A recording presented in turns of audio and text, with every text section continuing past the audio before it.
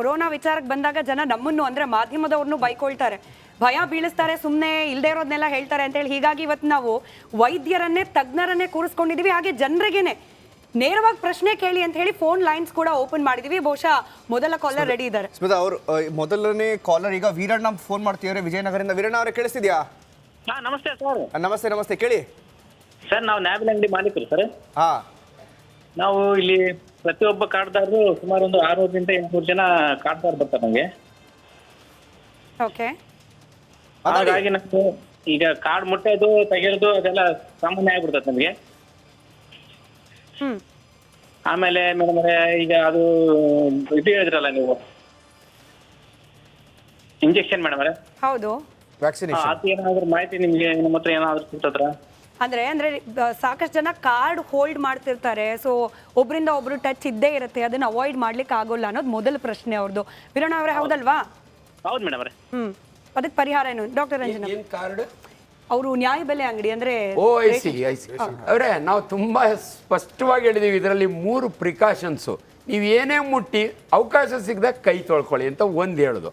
ಎರಡನೇದು ಮಾಸ್ಕ್ ಹಾಕ್ಕೊಳ್ಳಿ, ಯಾಕಂದರೆ ಇದು ರೆಸ್ಪಿರೇಟರಿ ವೈರಸ್ಸು. ಆ ಜಾಗಕ್ಕೆ ಹೋದಾಗ ಯಾರೋ ನಿಮ್ಮ ಎದುರು ಕೆಮ್ತಾನೆ, ಅದೊಂದು. ಮೂರನೇದು ಅನ್ನೆಸೆಸರಿ ಎಲ್ಲೂ ಹೋಗಬೇಡಿ. ಇವು 3 ಹೇಳ್ದು.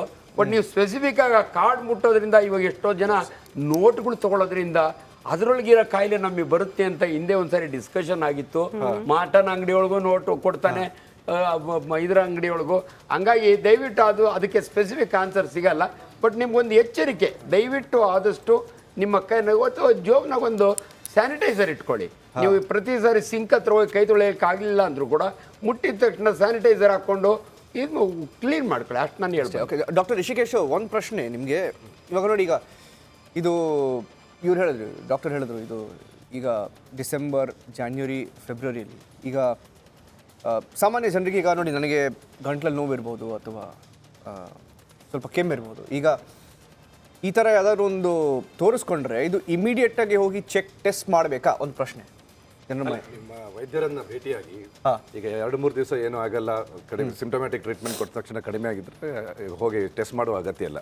ನೀವು ಟೆಸ್ಟ್ ಮಾಡಬೇಕಾ ಬೇಡ ಅಂತ ಹೇಳೋದು ನೀವು ನಿರ್ಧರಿಸುವ ಬದಲು ವೈದ್ಯರು ನಿರ್ಧರಿಸಿದ್ರೆ ಬೆಟರ್. ಯಾಕಂದ್ರೆ ವೈದ್ಯರಿಗೆ ನಿಮ್ಮಲ್ಲಿರುವ ಸಿವಿಯಾರಿಟಿ, ಆಮೇಲೆ ಒಂದು ಅವರಿಗೆ ಎಕ್ಸ್ಪೀರಿಯನ್ಸ್ ಇರುತ್ತೆ, whether this is covid or regular ಇದು ಏನೋ ಇನ್ಫ್ಲೂಯೆನ್ಸಾ ಇರ್ಬೋದು ಅಥವಾ ಬೇರೆ ಕಾಮನ್ ಕೋಲ್ಡ್ ಇರ್ಬೋದು ಅಂತ ಹೇಳಿ. ಸೊ ವೈದ್ಯರು ಹೇಳದೆ ಹೋಗಿ ಟೆಸ್ಟ್ ಮಾಡುವ ಅಗತ್ಯ ಇಲ್ಲ. ಓಕೆ, ಇದರ ಜೊತೆಗೆ ಡಾಕ್ಟರ್ ಸುನಿಲ್ ಅವರೇ ನೋಡಿ, ನಾವು ಕಳೆದ ಬಾರಿ ಕೋವಿಡ್ ಅಂತೆಲ್ಲ ಬಂದಾಗ ಮಾಸ್ಕ್ ಬಗ್ಗೆ ಕೂಡ ಒಂದು ರೀತಿಯ ಅಸಡ್ಡೆ. ಕೆಲವರು ಇಲ್ಲಿಗೆ ಹಾಕ್ಕೊಡೋದು, ಅಂದ್ರೆ ಮೂಗ್ ಕವರ್ ಆಗದಲ್ಲೇ ಬಾಯಿ ಕವರ್ ಆಗೋ ತರ ಹಾಕ್ಕೊಡೋದು, ಯಾರಾದ್ರೂ ತಪಾಸಣೆಗೆ ಬರ್ತಾರೆ ಅಂದ ಸಂದರ್ಭದಲ್ಲಿ ಮಾತ್ರ ಮಾಸ್ಕ್ ಹಾಕೋದು. ಇವಾಗ ಸದ್ಯಕ್ಕೆ 60+ 60 ವರ್ಷ ಮೇಲ್ಪಟ್ಟವರಿಗೆ ಮಾತ್ರ ಮಾಸ್ಕ್ ಅಂತ ಹೇಳಿದ್ದಾರೆ. ಮಾಸ್ಕ್ನ ಅವಶ್ಯಕತೆ ಎಷ್ಟು ಅಂತ ಹೇಳಿ? ಇಲ್ಲ, ಈಗ ಸರ್ಕಾರದ ಹೊಸ ನಿಯಮಾವಳಿ ಪ್ರಕಾರ 60+ ಒಂದು. ಎರಡನೇದೇನೆಂದರೆ ಇದು ಯಾರು ಕೋಮಾರ್ಬಿಡಿಟೀಸ್ ಇರುತ್ತೆ, ಯಾರು ಡಯಾಬಿಟೀಸು, ಹೈಪರ್ಟೆನ್ಷನು, ಸಕ್ಕರೆ ಕಾಯಿಲೆ, BP ಅಂಥದ್ದು ಯಾರು ಇರ್ತತೆ ಅವರು ಧರಿಸ್ಬೇಕಾಗುತ್ತೆ. ಅದ್ರ ಜೊತೆ ಇನ್ನು ಕೋಮಾರ್ಬಿಡಿಟಿ ಕಂಡೀಷನು. ಮೂರನೇದು ಗರ್ಭಿಣಿ ಸ್ತ್ರೀಯರು. ಸೊ ಇವು 3 ಜನನೂ ಧರಿಸಲೇಬೇಕಾಗುತ್ತೆ. Because these people are risk and vulnerable. ಅವರಿಗೆ ಬರುವಂಥ ಸಾಧ್ಯತೆ ಜಾಸ್ತಿ ಇರುತ್ತೆ. ಹಂಗಾಗಿ ಅವರಿಗೆ ಪ್ರೊಟೆಕ್ಷನ್ ಬೇಕು. ಅದ್ರ ಜೊತೆ ನಾನೇನು ಹೇಳ್ತೀನಿ ಅಂದರೆ, ಒಂದು ಸ್ವಯಂ ಪ್ರೇರಿತರಾಗಿ ಎಲ್ಲರೂ ಮಾಸ್ಕ್ ಧರಿಸ್ಬೋದು. ಇಂಡೋರ್ ಸ್ಪೇಸಲ್ಲಿ ಅಥವಾ ಎಲ್ಲಿ ಜನ ಜಾಸ್ತಿ ಸೇರೋವಂಥ ಸಾಧ್ಯತೆ ಇರುತ್ತೆ. ಸೊ ಅಂಥ ಒಂದು ಕಡೆ ಇದ್ದಾಗ ಎಲ್ಲರೂ ಕೂಡ ಮಾಸ್ಕ್ ಧರಿಸಿದ್ರೆ ಖಂಡಿತವಾಗ್ಲೂ ಅದರಿಂದ ಪ್ರೊಟೆಕ್ಷನ್ ಸಿಗುತ್ತೆ. ಯಾಕಂದರೆ best protection from the Covid is definitely from the mask. So ಮಾಸ್ಕ್ನ ಕರೆಕ್ಟಾಗಿ ಧರಿಸ್ಬೇಕು ಮತ್ತು ಸರಿಯಾದ ವಿಧಾನದಲ್ಲಿ ಧರಿಸ್ಬೇಕು. ಸೊ ದಟ್ ಅವ್ರದ್ದು ನೀವು ಹೇಳ್ದಂಗೆ ಮೂಗು ಮತ್ತು ಇದು ಕವರ್ ಆಗುವಂಥ ಒಂದು ವಿಧಾನಗಳನ್ನ ಧರಿಸ್ಬೇಕಾಗುತ್ತೆ. ಮಾಸ್ಕ್ ಧರಿಸೋ ಬಗ್ಗೆ ಈಗ ಆಲ್ರೆಡಿ ಹಲವಾರು ಕಾರ್ಯಕ್ರಮಗಳಾಗಿದೆ. ಅದನ್ನ ಧರಿಸಿದ್ರೆ ಸರಿಯಾಗಿ ಅದರ ಪ್ರೊಟೆಕ್ಷನ್. ತುಂಬ ಕಾಲ್ಸ್ ಬರ್ತಿದೆ ಅಂತ ಹೇಳ್ತಿದ್ದಾರೆ ನಮ್ಮ ಆಫೀಸಿಂದ, ಈಗ ನಮ್ಮ ಪ್ರೊಡಕ್ಷನ್ ಕಂಟ್ರೋಲ್ ರೂಮಿಂದ.